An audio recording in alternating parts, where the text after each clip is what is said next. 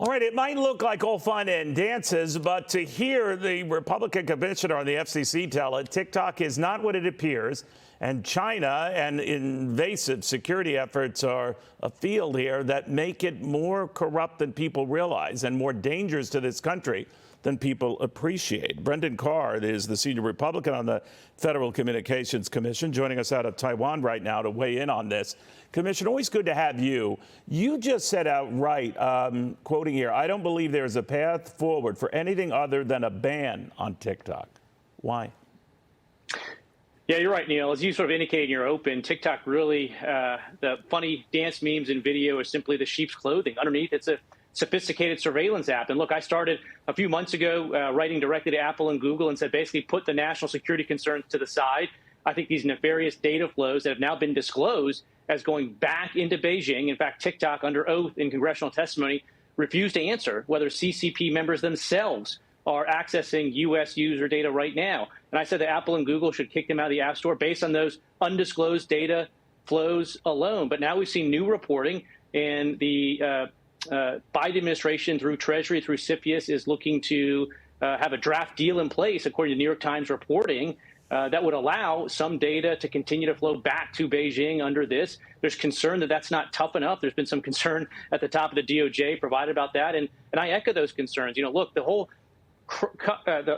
point of this deal is to stand up this new Oracle system, what they call Project Texas, and house a lot of this TikTok data there. But the reporting we're seeing now shows that TikTok is engaged in an effort to obtain the location and other information about those Oracle servers. TikTok officials are saying in internal communications that they don't think, even with this Project Texas in place, that will stop Beijing from accessing this data. So if Beijing and TikTok officials don't believe that we can safeguard U.S. user data through this Treasury CFIUS deal, I think we should take them at their word.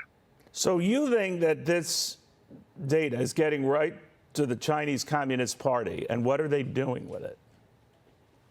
There's a lot that's going on. You know, one is once they obtain this data, there's all sorts of espionage, blackmail activity they can engage in. One of the things I'm really concerned about is this data is going back to Beijing and feeding their artificial intelligence operation. Right now, the PLA, the CCP, are using and improving that AI to maintain their authoritarian grip on power. Look, as you mentioned, I'm here in Taipei City, about 100 miles from communist China, and this is a part of the globe that knows better than anywhere right now the threat posed by communist China. Right after Speaker Pelosi's visit here, we saw an uptick in cyber attacks in this area. I was invited here to meet with my regulatory counterparts in Taiwan to continue our collaboration on responding to those issues. I think all of this is part of a broad set of issues, which is that Beijing is looking to use all sorts of tech and telecom means, whether it's cyber attacks, whether it's harvesting data through TikTok, to pursue their malign goals.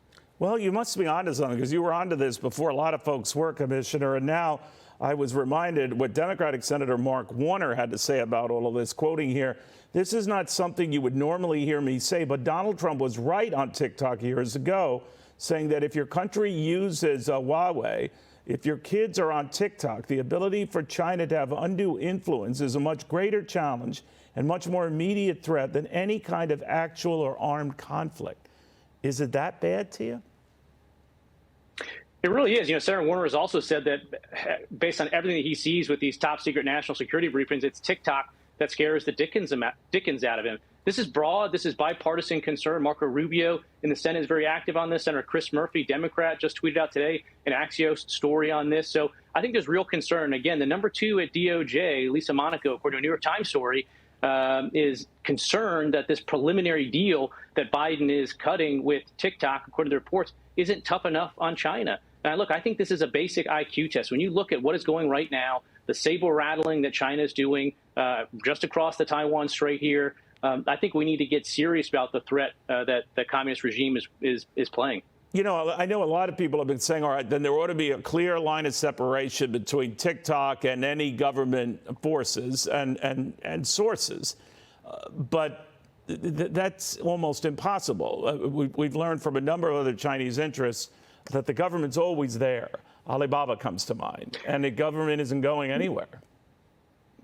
You're right. I think some people held out hope early on that we could sort of cordon this off, put a firewall in place to stop this data from going back to the CCP stop ByteDance based in Beijing from getting it. And all the reporting we're seeing is there simply is no firewall in place. These employees in Beijing are essentially dual-hatted, working for Beijing, working for TikTok, according to reports. And that's why I think just as a practical matter at this point, it's time to say we've seen enough.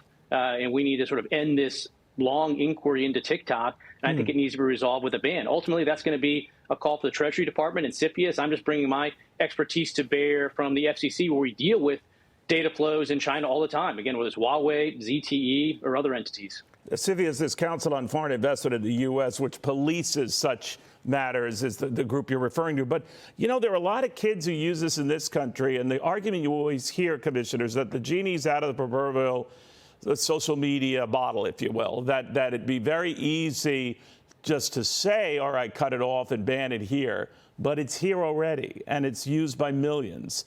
And a disproportionate number of young people in this country completely unaware that China has anything to do with this. That's going to be a blunt moment for them. What do you tell them? What do you tell their parents? Yeah, you're right. It's highly popular. But again, all this data is going back to Beijing. And I'm not saying we need to stop all short-form video sharing applications. There's competitors to TikTok that are out there. If someone's really addicted to uploading their dance videos, there'll be a way to do it. But there's a way to do it that's safe from national security perspective. Again, we just had a case in the last couple of weeks where a court ruled that even assuming that TikTok and ByteDance intentionally targeted a 10-year-old girl with this thing called the blackout challenge that encouraged people to try to suffocate themselves, this 10-year-old girl did that, and she ended up dying. And the court said even assuming that ByteDance intentionally targeted that 10-year-old girl, there was nothing that the court could do in that circumstance. What reception are you yourselves are getting in Taiwan right now?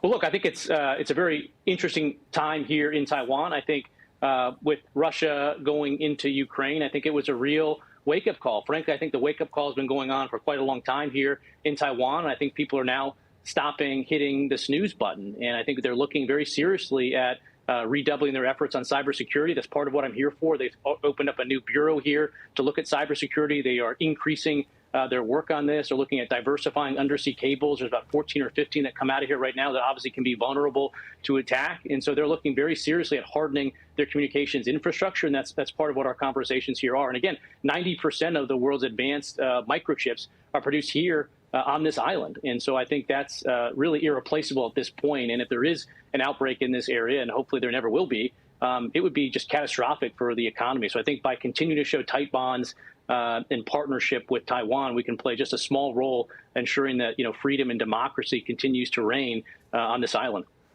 We will watch it closely. Brennan Carr, get home safe. The senior Republican on the Federal Communications Commission right now in Taiwan.